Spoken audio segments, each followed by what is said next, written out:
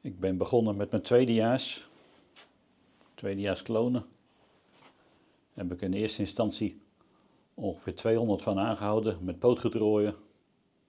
Die heb ik later ook gerooid als consumptie. En daar ben ik nu mee bezig om dat te wegen, te tellen en uit te zoeken. Kijken waar ik mee doorga. Heb ik hier een serie liggen.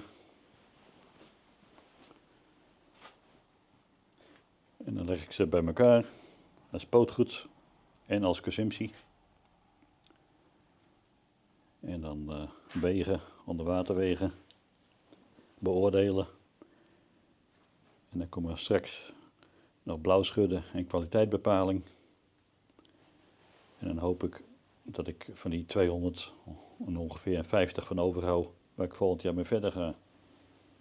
Overal waar Phytophthora in kan zitten, Phytophthora resistentie in kan zitten. Die hebben ook al op Phytophthora veld gestaan. Dus daar gooi ik ook nog een aantal op weg. Het zijn allemaal eenzelfde aantal planten. Kun je zien wat een opbrengstverschillen daar tussen zitten. Dit is tot nu toe de dikste opbrengst, consumptie en pootgoed. Mooi spul. En die heeft nog steeds een 10 voor Phytophthora gehad. Er zijn erbij die hebben best normale aantallen knollen aan de plant. Maar van het jaar zitten er veel bij met extreem hoge aantallen. Deze heb ik vorig jaar ook al gezien. Toen hingen er een stuk of 10 knollen aan de plant en nu hangen er 25 aan. Best moeilijk om dan te beslissen hoe nu verder. Ik heb hier weer een serie liggen. Tijdens het wegen en tellen heb ik er al een behoorlijk aantal tussen weggegooid. Wat helemaal nergens op leek. Nu heb ik deze beoordeeld. Maar het is best moeilijk van het jaar met al dat tal. Er zijn een hoop bij die zijn niet mooi. Maar we moeten het altijd blijven vergelijken. Hier ligt een standaardras. Dat valt ook allemaal niet mee.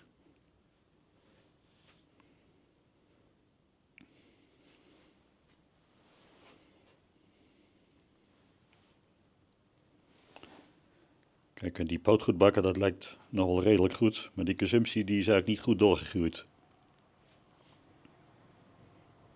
Ze hebben veel te veel tal van die uit. Hier ligt ook een standaardras. Die had als pootgoed had hij 23 knollen aan de plant. En als consumptie had hij 20 knollen aan de plant. Dan is het ook wel te begrijpen dat ze dan niet dik worden. Dit was andere jaar een dikke bak vol. Maar nu kan ik makkelijk meekomen. Dus moet maar een beetje voorzichtig zijn met weggooien. Er zitten wel wat bakken tussen met normaal tal.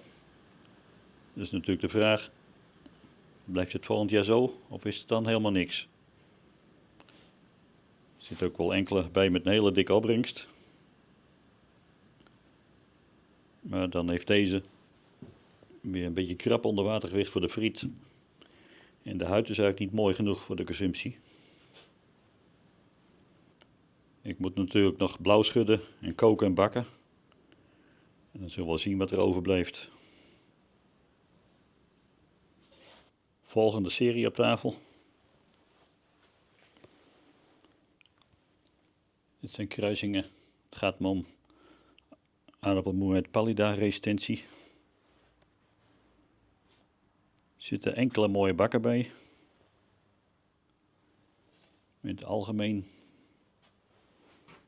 gaat dat nog best moeilijk. Gaat ook een beetje richting friet, wil ik dit hebben. Moet ook lengte in zitten. Nou, dat zit hierin. Ik verwacht uit de kruisingen vandaan dat die kwaliteit ook wel goed is.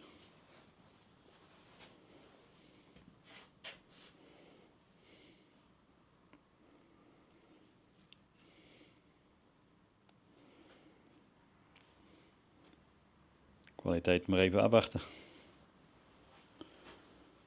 Er zit in het algemeen hoog onderwatergewicht in. Tot wel 500. Nou ja, dan zou zo'n ronde nog wat kunnen worden voor de chips.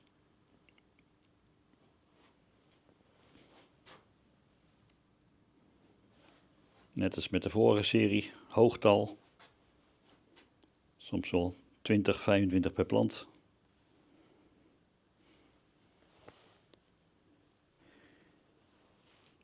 Hier een aantal met slechte kleuren en slechte huid. Dus als er niet hele mooie frietkwaliteit in zit, dan is het gewoon over. Deze moet ik mee even chips bakken. Maar het lijkt natuurlijk nergens op. Met die huid. Na het beoordelen haal ik er wat knol uit voor het koken. En voor het frietbakken, chips bakken. En een mondje voor blauw schudden. En dan snijd ik nog wat.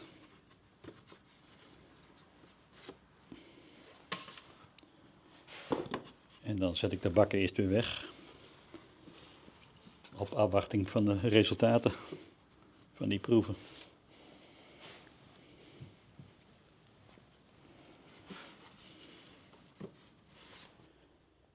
Ik heb hier al het gele materiaal liggen. Wat ik heb in de tweedejaars. Kijk, en daar zitten dan wel mooie partijen bij. Uiteindelijk dan gaat het toch om de kook. Dus vandaar dat ik nu meteen, maar terwijl ze hier staan, ze gekookt heb. En kijk, dat is beter vergelijken met elkaar. En dan kunnen er nog een hele hoop weg.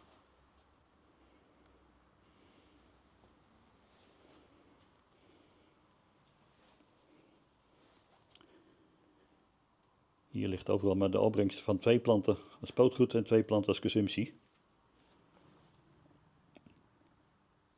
Het begint met de Agia, die is donkergeel. Maar zo lijkt het niet als je ze naast deze ziet.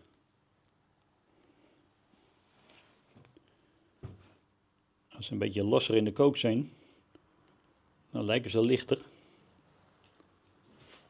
Dus het is pas goed echt te zien als ik ze doorgesneden heb. Gelukkig heb ik er hier toch een aantal die mooi vast zijn. Maar daar zat hier een hol in. Hier de rechtse, dat Aztec Gold. Diploïde. Maar hier heb ik het toch in tetraploïd. Ook mooi vast in de kook. En daar zit een mooie partij aardappels onder. Onder water wegen doen we altijd met 5 kilo. Maar dat lukt niet altijd. Dat ik niet meer heb. In dit geval maar 2,3 kilogram.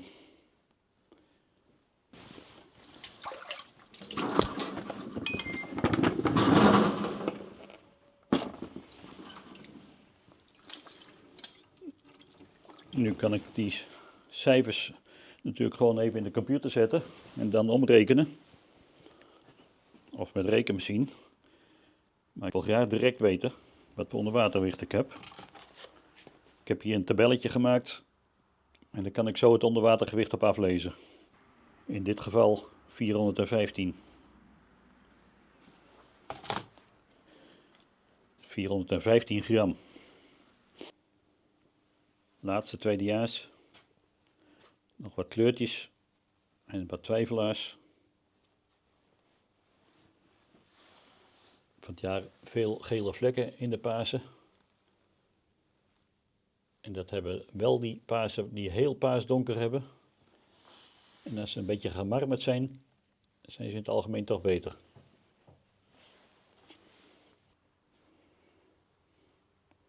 Hier nog een paarse van een collega-kweker. Deze liggen hier nu een dag of 3. Eigenlijk is pas de tweede dag, als ze flink afkoelen, is pas goed te zien hoe ze zich houden en hoe geel dat ze worden.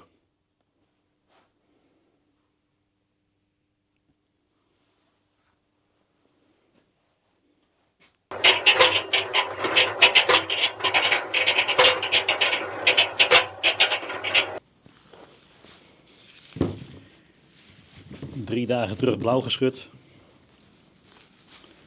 Nu aan het beoordelen.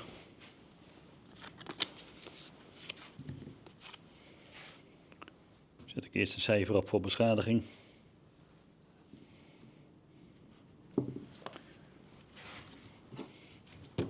En dan schil ik zo blauw. Valt wat meer af als met ouderejaars. Dat is ook wel logisch. Want vorig jaar heb ik natuurlijk bij de ouderejaars de slecht al weggegooid.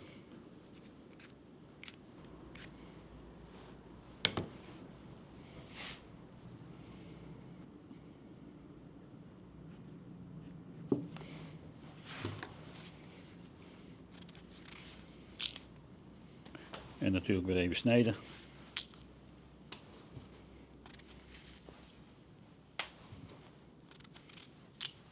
Tweedejaars heb ik nog niet zoveel werk in zitten.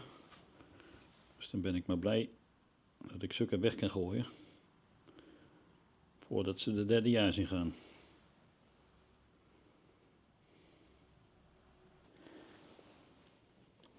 Hier heb ik er eentje die is heel erg beschadigd tijdens het blauwschudden.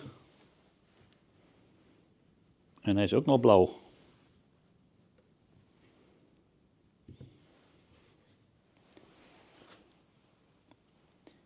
Ik denk dat ik ongeveer 10% weggooi op beschadiging en blauw in de tweedejaars. Nu was dit de beste van het proefveld. Heb ik een 8 voor pootgoedindruk gegeven en een 9 voor consumptie. Nou, dan nu met blauw schudden. Er zit geen enkele blauw in. Dus dat is een meevalletje. Goede vooruitzichten voor volgend jaar. Ik ben bijna klaar. En dan zal ik het veevoer eens even opruimen. Dit is allemaal uit het tweedejaars. Best veel weggegooid.